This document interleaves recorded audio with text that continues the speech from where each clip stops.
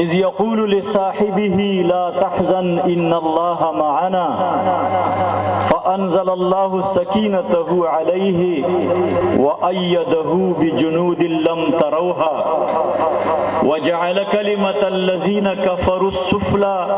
وكلمة الله هي العليا والله عزيز حكيم صدق الله مولانا العظيم. قابل قدر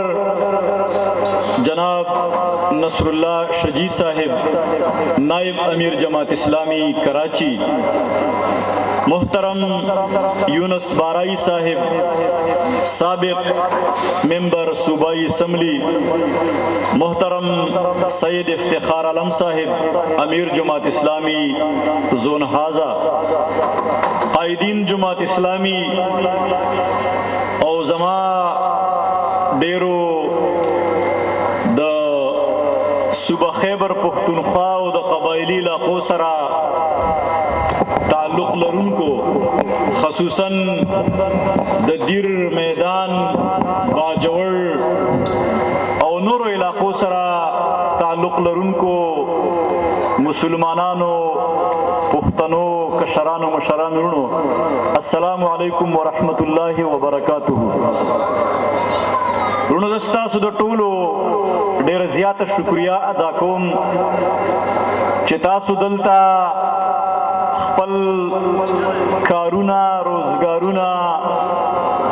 پرېښودي دي او دلته راغلي یې. زه ستاسو شکریه هم ادا کوم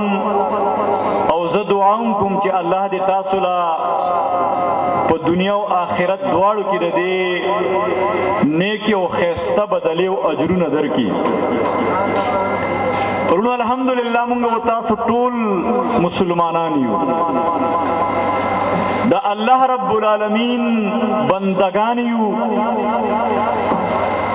د محمد رسول الله صلی الله علیه و آله وسلم غلامان او امتیان یو، د دین اسلام پیروکاران یو او کعبه شریفه زمونږ او ستاسو مرکز دی او دا زمونږ اعلان دی او دا زمونږ عقیده ده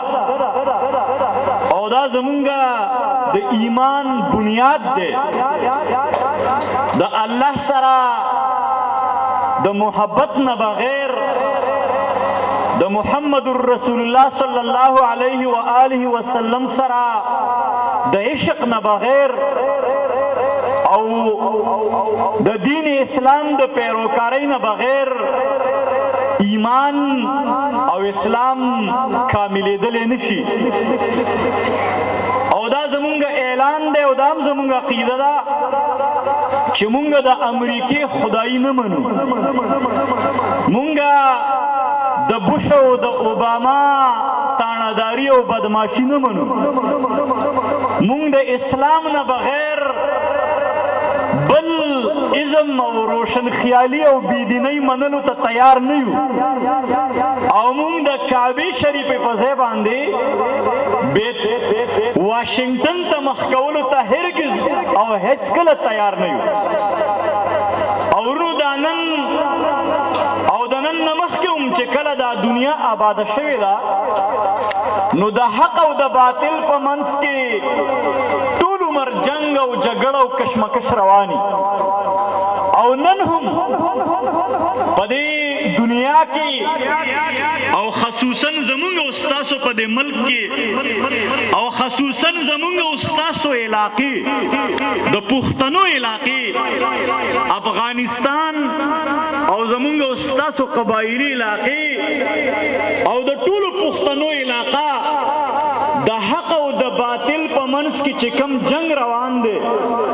د دغه جنگ میدان دی، د دغه جنگ پټی دی.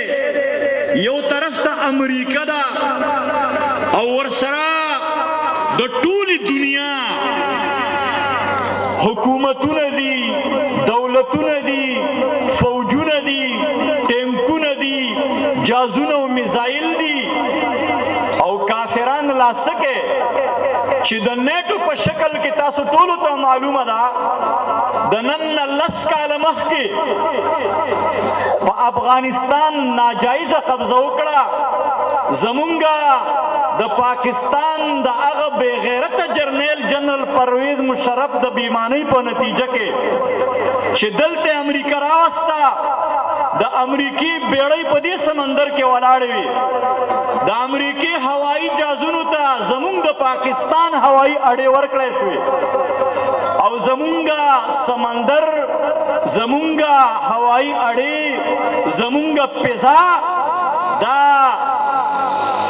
د افغانستان د پښتنو مسلمانانو خلاف استعمال شو او زمونږ جرنیلانو او زمونږ حکمرانانو او دی بے غیرت سیاستدانانو د امریکې د غلامۍ جنډه اوچته کړه او مشرف اعلان وکړو چې کو د امریکې سره ملګرتیا ونکو نو مونږ به د پتر او د غارونو زمانې ته واپس شو او دا یې نعره ولګوله چې سب سے پہلے پاکستان ما پاکستان بچ کو نو افغانستان کې تقریبا د 50 ملکونو د امریکې او د امریکې د ملګرو د نیټو د 50 ملکونو فوجونو هلته قبضه واچوله او زمونږه د پاکستان حکمرانان او جنرال پرویز مشرف او د نن پورې چې کوم حکمرانان دي د امریکې سره د اولې کرښې د فرنټ او د فرسټ لاین اتحادیان جوړ شو او عقل دا خبره نه تسلیموله اوس هم نه مني چې یو طرف ته د ټولې دنیا فوجونه دي د ټولې دنیا لښکرې دي د ټولې دنیا جهازونه او ټینکونه او وسلې دي د ټولې دنیا دولتونه دي